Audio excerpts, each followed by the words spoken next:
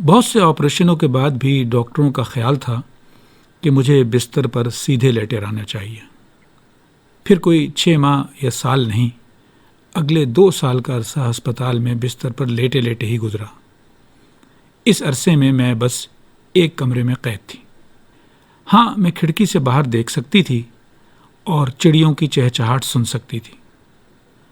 سوچتی تھی کہ شاید کبھی وہ وقت بھی آئے گا جب میں اپنی فیملی کے ساتھ گھر سے باہر جاؤں گی اور فطرت کے ان مناظر سے لطف اندوز ہو سکوں گی۔ یہ وہ وقت تھا جب مجھے احساس ہوا کہ وہ لوگ کس قدر خوش قسمت ہوتے ہیں جو یہ سب کچھ کر سکتے ہیں، اور یہی وہ وقت تھا جب میں نے سوچا کہ جس دن میں بیٹھنے کے قابل ہوں گی، میں اپنا یہ درد لوگوں کو بتاؤں گی، انہیں بتاؤں گی کہ تمہیں اپنی خوش قسمتی کا احساس بھی نہیں ہے کہ اللہ کی کتنی نعمتیں تمہیں ملی ہوئی ہیں۔ یہ الفاظ ان خاتون کے تھے جو کار کے ایک حادثے کا شکار ہو کر معذور ہو چکی تھیں۔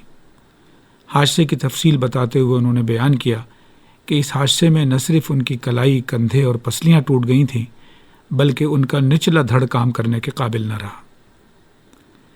ایسی صورتحال میں لوگ شدید مایوسی کا شکار ہو جاتے ہیں۔ ان کے ساتھ بھی شاید ایسا ہی ہو جاتا، لیکن ان کی خوش قسمتی تھی کہ اس موقع پر ان کی والدہ نے ان کی ہمت بندھائی۔ واقعے کو کم و بیش اب 10 سال ہو چکے ہیں، لیکن مایوس ہو کر زندگی گزارنے کی بجائے اب وہ ایک نہایت متحرک زندگی گزار رہی ہیں۔ پینٹنگ کا شوق انہیں بچپن سے تھا، اور حادثے کے بعد ڈاکٹروں نے کہا تھا کہ اب وہ یہ نہ کر سکیں گی، لیکن اب وہ پینٹنگ بھی کرتی ہیں۔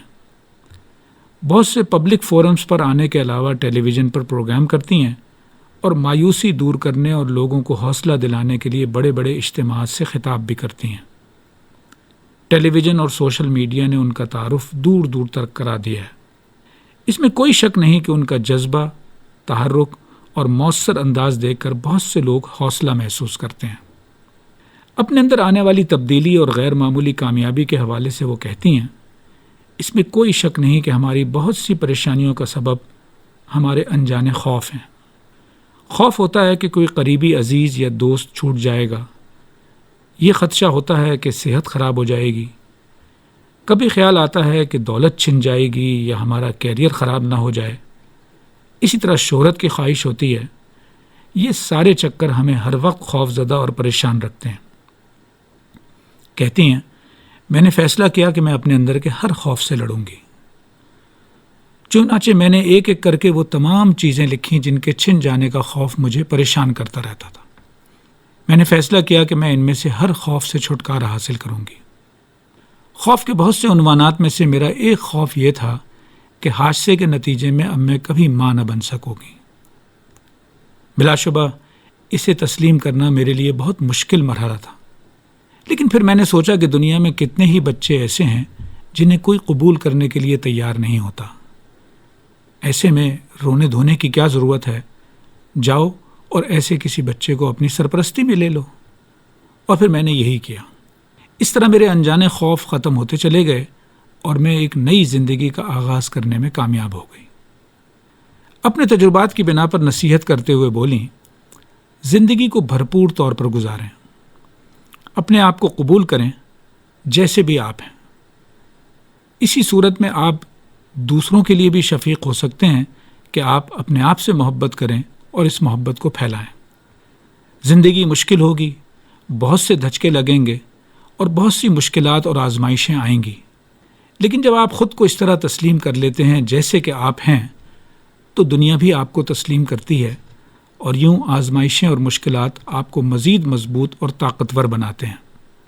اس میں کوئی شک نہیں کہ دنیا میں آنے والے ہر انسان کو مشکلات اور مواقع کے ایک امتزاج کا سامنا ہوتا ہے۔ یہ انسانوں کو آزمانے کی اللہ تعالیٰ کی اسکیم کا حصہ ہے۔ اس میں کامیابی کا انحصار اس پر ہے کہ مشکلات کا صبر کے ساتھ مقابلہ کرتے ہوئے امکانات کے حصول کی کوشش کی جائے، اور اللہ سے ان کوششوں کے نتائج میں برکت کی دعا جاری رکھی جائے۔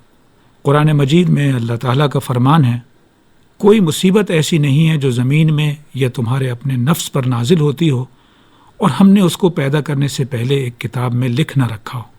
اور اسی تسلسل میں آگے فرمایا گیا، اور جو کچھ اللہ تمہیں عطا فرمائے اس پر پھول نہ جاؤ، اللہ ایسے لوگوں کو پسند نہیں کرتا جو اپنے آپ کو بڑی چیز سمجھتے ہیں اور فخر جتاتے ہیں۔ This program is the sole property of Pakistan Broadcasting Corporation, Islamabad. Piracy in this regard is illegal.